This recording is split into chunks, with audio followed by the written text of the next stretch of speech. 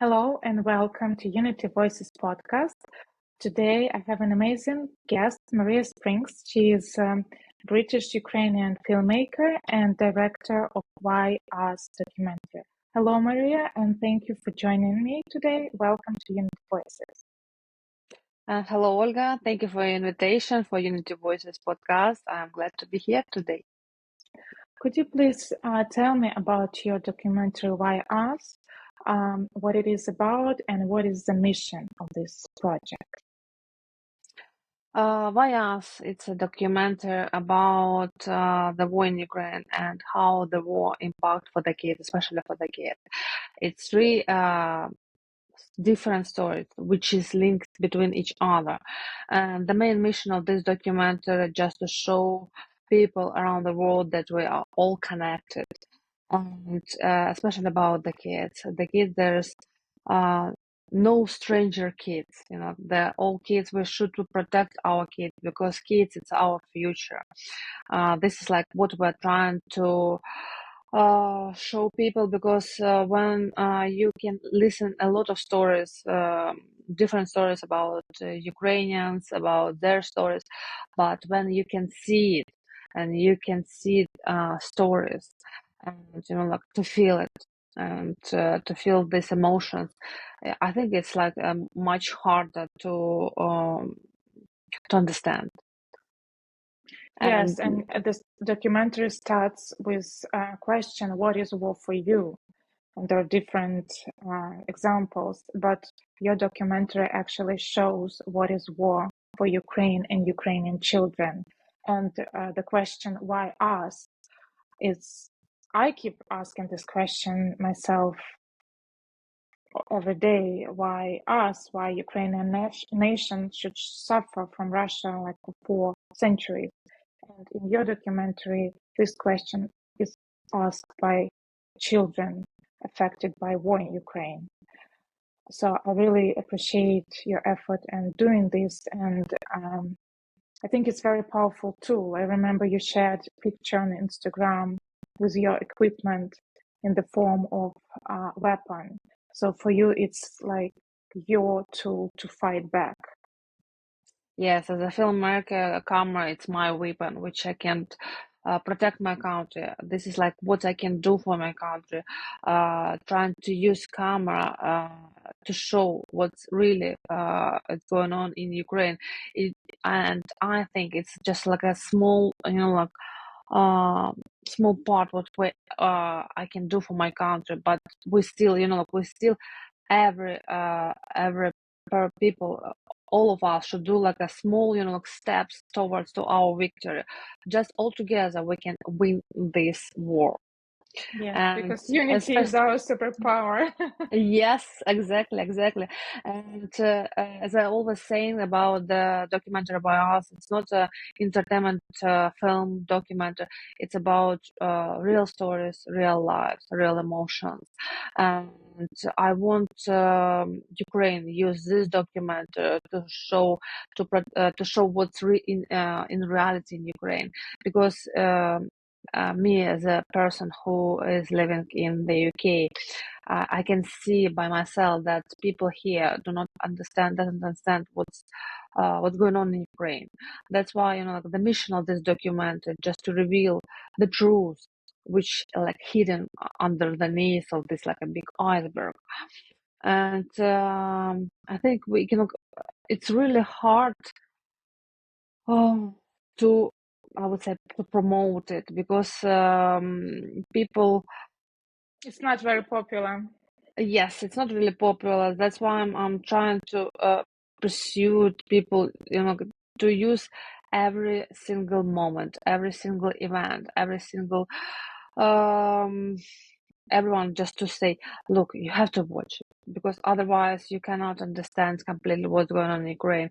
And this is just only 3 stories in my document, and there are million stories in Ukraine which we can do a lot of documentaries about each story. It could be like a million stories about documentary. And in one hand, it's really pity that such stories can exist, and it's our um, mission, just trying to do everything just to stop it and to try to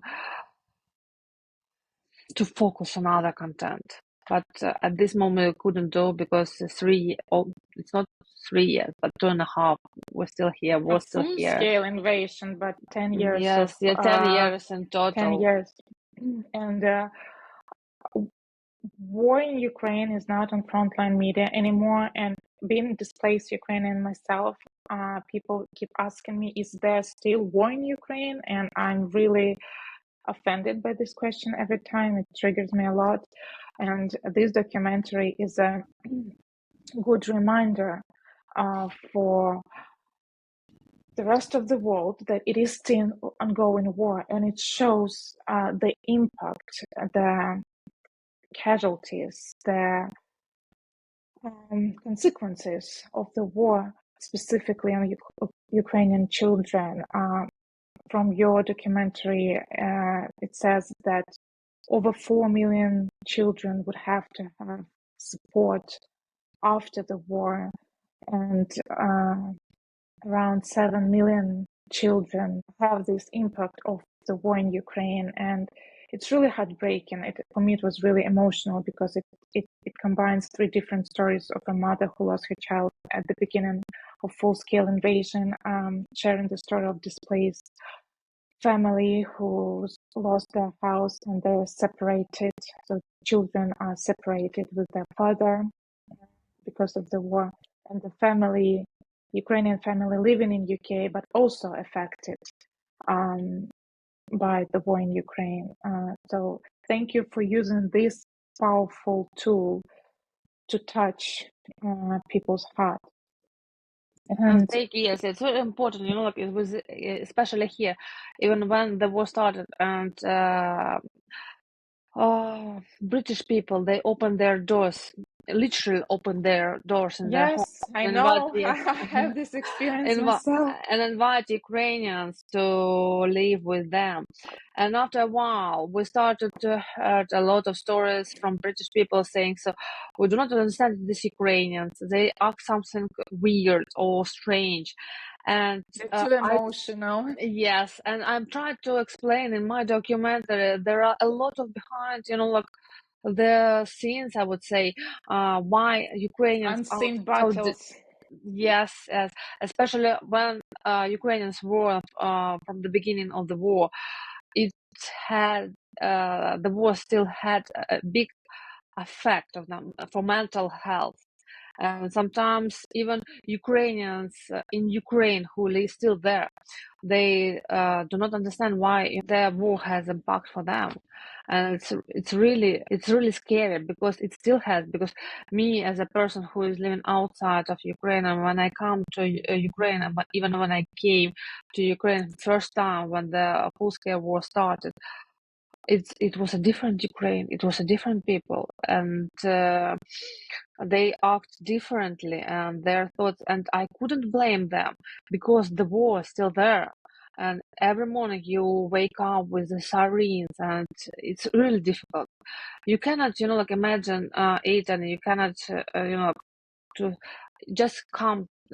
You just need to be there to understand Ukrainians, how they feel, and why they act differently. For like the British people saying, so we do not understand. We give them everything, but they do not appreciate it. Like this is like a story. But that's why I'm trying to show, like we just touch a small part, about this mental health, not problems, but things. Impact. It is Impact, a yes, huge, impact. huge impact on mental health, I think, on And all when I was Ukrainians. yes, even when I was in Ukraine, we were filming there for part of in Ukraine, and I met a different specialist who is working with kids and said, "Look, there is no a lot of specialists who can help kids and who can work with the kids." And it's not, we're just not talking about the soldiers, we're just not talking about the kids. So at this moment, we need to bring this attention that Ukraine needs to bring specialists about mental health, about psychological health. That's why we need, like to work on. It's not my mission just, like to show it and just to bring attention for this problem. And we need just, as a unity voices to work together to bring the specialists trying to help Ukrainian kids, adults. This is Yes, what we I can do. agree. Yes. I agree because it's not enough specialists for Ukraine, and it will have long-term consequences. Yes. So we have to be prepared now to, even with education system, like I think education system in Ukraine has to be adapted with psychology, with mental health support, because what Ukrainian kids going through in Ukraine and even displaced Ukrainians beyond Ukraine, it's something that is really hard to deal with without extra special and professional support. Yeah. And in your documentary, each person shared their own experience of February 24th in 2022 when the full-scale invasion started. Could you please share your personal experience, how it was for Uh, you? mhm. At that time, I was pregnant, 7 months, my pregnancy, and it was half term in the UK, and we decided to go to Ukraine for these holidays. When I was in Ukraine, it was something in the air, so we can feel it. We couldn't believe that it could be happen in 2021 or 21st century in Ukraine. But anyway, something was in the air. When we left in Ukraine, it was 21st of February because holidays finished and we had to back to Ukraine. And this is 3 days before the war started. I felt inside something very unusual, some gut feeling, something really terrible. Even on 23rd of February, Putin, he did a statement which is I was a little bit like a shaking. I didn't know what's going on, but something terrible should happen. And when the war actually started on 24th of February, everyone could understand. No one will forget about this day. And my parents were there in Dnipro, and it was for me. I was really afraid about them, especially. We planned that my parents will come to United Kingdom, but they stuck because of their passport. Their passports were in the British embassy. They applied for British visa, and it was really hard. It was really hard, to be honest. Not just me, but I think for everyone it was hard, and nobody understood what should we do, what should we expect, what the best to do. And nobody expected it will last that long, and it's still ongoing. Yes, Just keep yes, reminding people it's still like every single day that people are killed in Ukraine, innocent people who didn't choose this war.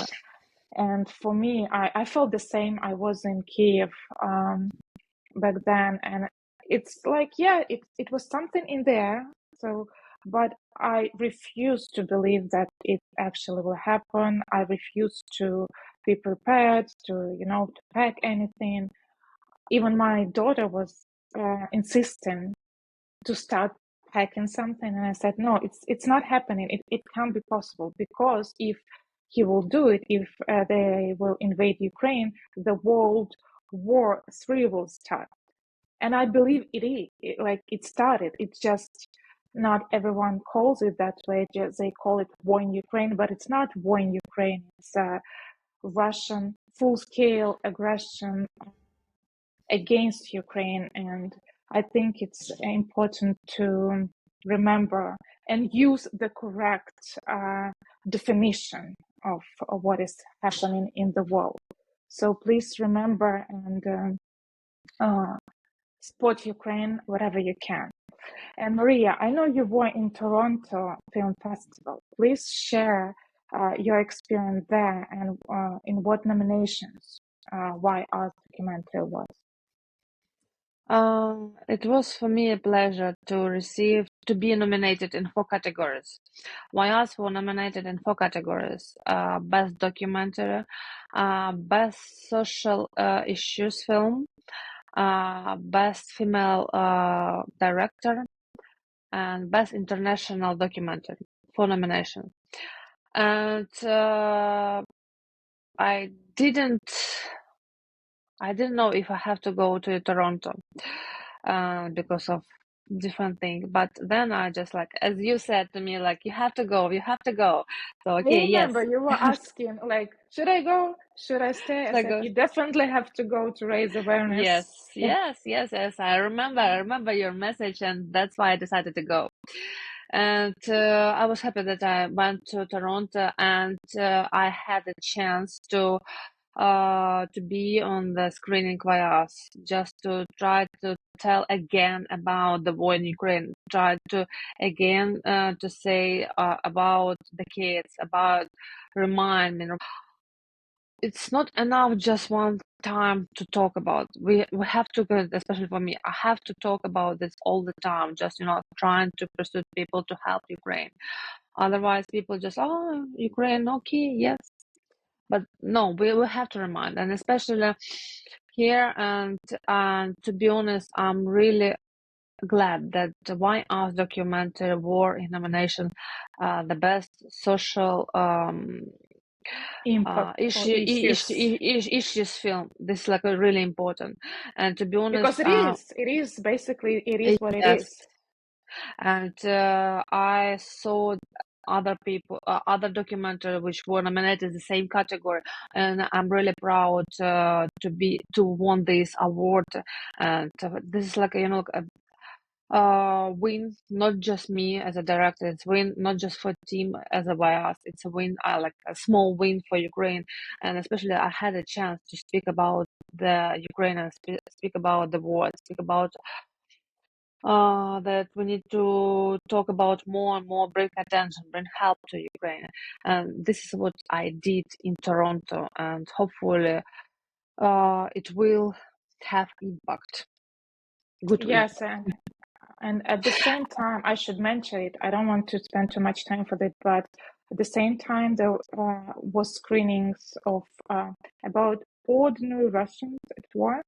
I don't want even to mention the name of the director. I think it was like Black PR or something, just to take. Unfortunately, they did it. They took their attention. So more people would love to watch that film instead of watching Why Us, for example. But as she said, the director of that film about ordinary Russians at war, she spent 7 months at frontline from Russia's side. She lied that she is a wife of one of the soldiers, so she was accepted in their community. And she declared that she didn't see any war crimes. So I just want to tell from my personal statement and from Unity Voices podcast statement that Russia is committing war crimes in Ukraine every single day. And everyone who supports it, everyone who is funding this kind of documentaries, everyone who is making this kind of documentaries, and everyone who is sharing the stage for this Russian propaganda are responsible for these war crimes. In my opinion, it's a good PR, good PR, which I am sure it was sponsored by Russia. We don't know the truth, and the truth is that I think they achieved what they wanted, and they wanted to bring attention for this documentary, which they did. And even, to be honest, it's like a speechless situation. Even Ukrainians in Toronto, they came to demonstration, just trying to pursue the government. And Toronto International Film Festival organization just to stop showing this documentary. And Nothing happened. Even me, I was talking about this situation with 1+1 TV channel, and the day when they published this interview, we said like, oh, they canceled all screenings, but then they actually didn't scan. And for them, it's like a black, as you said, right, black PR, and they bring attention for this, and they're still showing this documentary. And my Well, I question, think the world has to understand and remember that Russia spends billions, not even millions, billions of dollars for their propaganda machine. And it's like so powerful that the yes, only way to resist it is to actually not to be into it, not to let yourself to watch it, not to let yourself, I don't know, like in Venice Film Festival, people were even applauding standing. For me, it's pathetic. It's really pathetic. When everything that they've seen was in Bucha, Irpin, Izum, and it's just what they know about. Every occupied territory that was deliberated by Ukrainian forces, they have evidences of torture, of killing, of on occupied territories. Actually, in your documentary, there is Mykola Kuleba. He is from Save Ukraine. They're helping to bring kids back, and it's like almost 20,000 Ukrainian children were deported, which is a war crime, and they are on ICC list. the, They are wanted for this war crime. nobody knows the exact numbers, how many kids were deported to Russia. It's Exactly. just like, yes, And I don't think the world realized the scale of genocide Russia is committing to Ukrainian nation, because it's been 10 years of this war. They occupy territories. They take our children to Russia. They even adopted simplified law to simplify to get Russian citizenship, so they would be adopted by Russian families. Then these kids grow. First, they go to military camps. They brainwashed. They are taught to hate Ukraine, to hate Ukrainians. They get trained and they go to the front line. So what happens is, from both sides, from the side of Ukraine and from side of Russia, Ukrainians are killing Ukrainians, which is preceded by Russia. So I think it's very important for the world to know it, to understand it, and to do something about it, because it is genocide. yes, especially on one our hearing, Alessia, which has a educational school in the UK, and she used to work with Russian kids and with Russian speaking kids. And when that was started, it was two groups of children, Russian and Ukrainian, and they were then 24th of February. And when the war started, Russian kids, they were shocked. They were shocked at what's happening, why their country attacked Ukraine.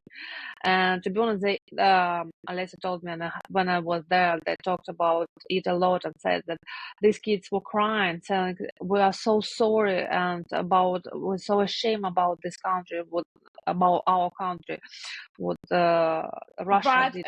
the same Olesa, she also shared about other Russian kids who came, I think, back in 2009 Yes, and left notes on the yes, mirror. yes. About Crimea is Crimea is ours. ours, It's but these Russian kids, kids as well. Russian kids, and when even these kids, which were 24th of February here in the UK in Alessia's educational school, when they back to Russia to their families, and after the while, these kids, which were crying on 24th of February, saying, "So we are so sorry about what our country, Russia, are doing in Ukraine," they said, "You it's not our fault. It's your fault. You are Nazis." And can you imagine? They just back, brainwashed, watch their TV, or speak with their family, with school, and this is it. Can you imagine? And this is Russian school, and what they are doing with Ukrainian kids, which were deported to Russia. We And only can know from the kids who actually were able to be brought back, and it's horrible. They are physically and they're sexually abused. They are re-educated.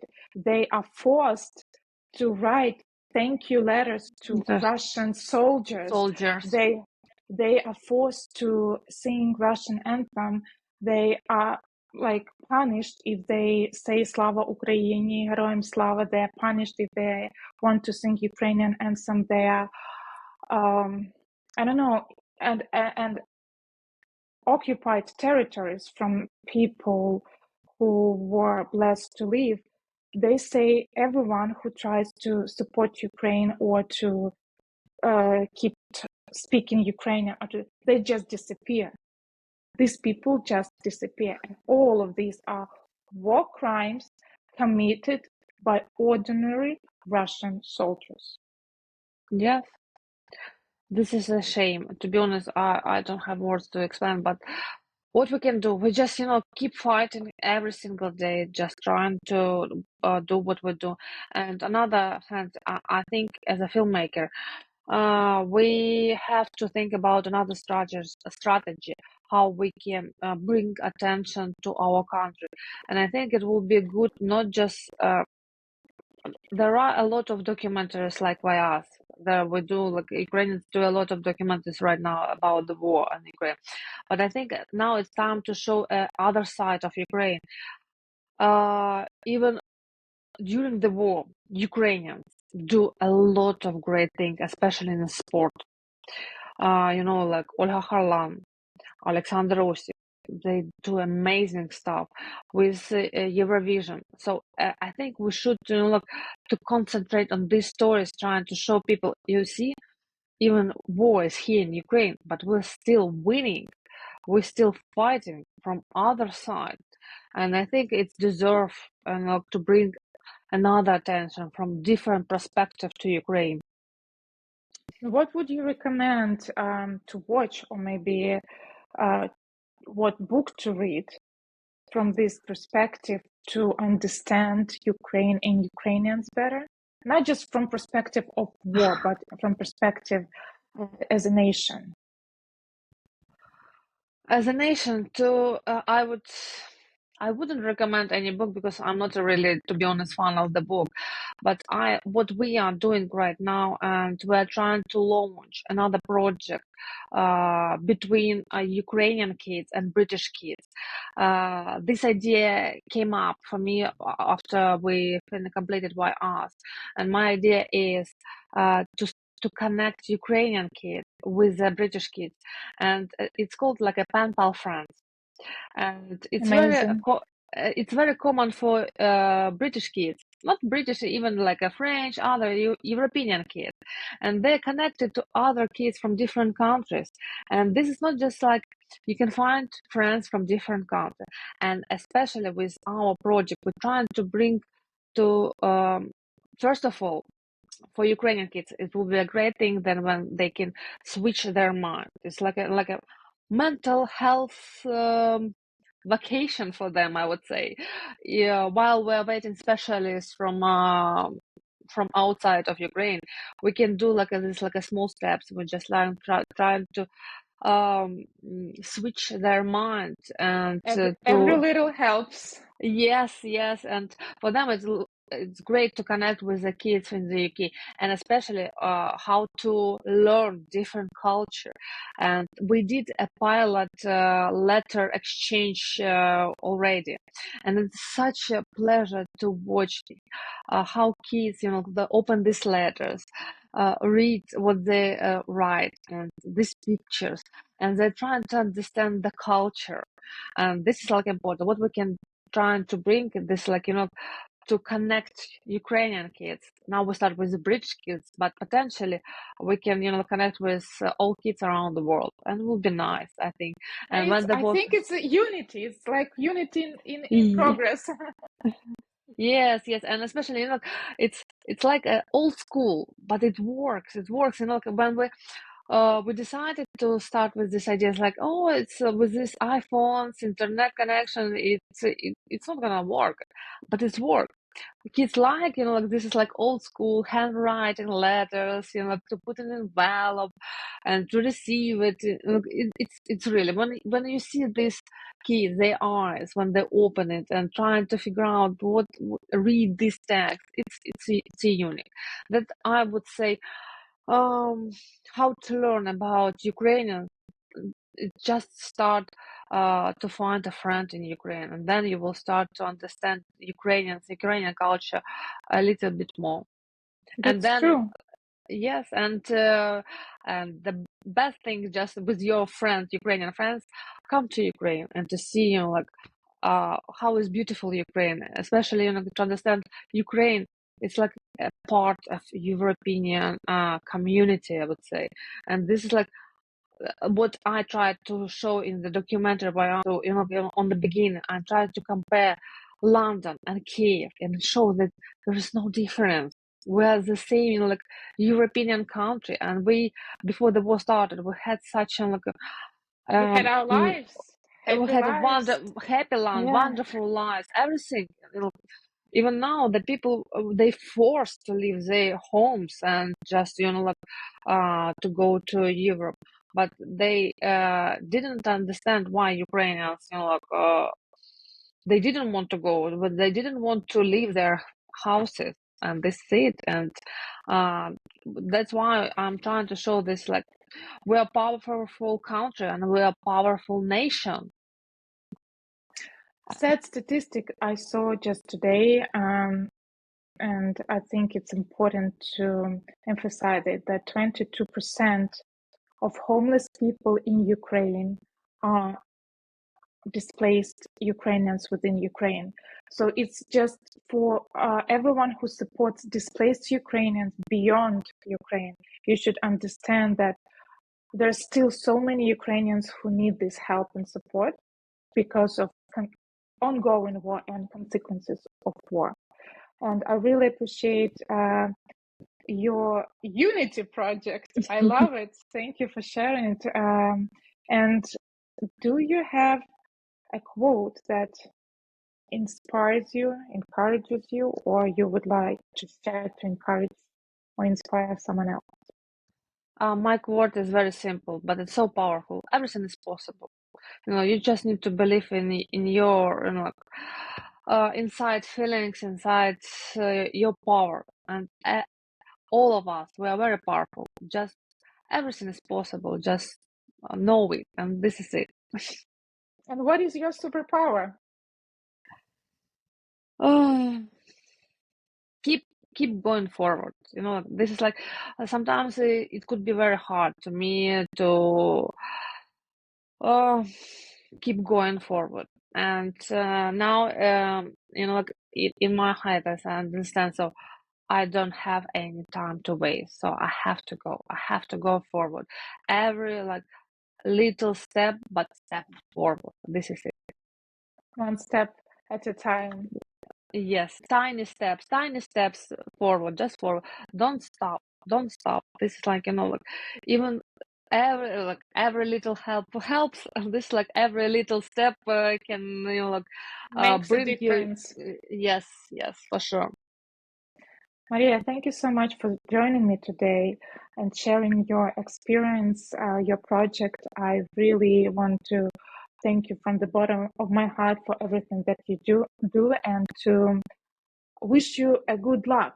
And because sometimes we need it, because we have these powerful messages to be delivered, but we need some extra help and extra support. And I really, really wish you this.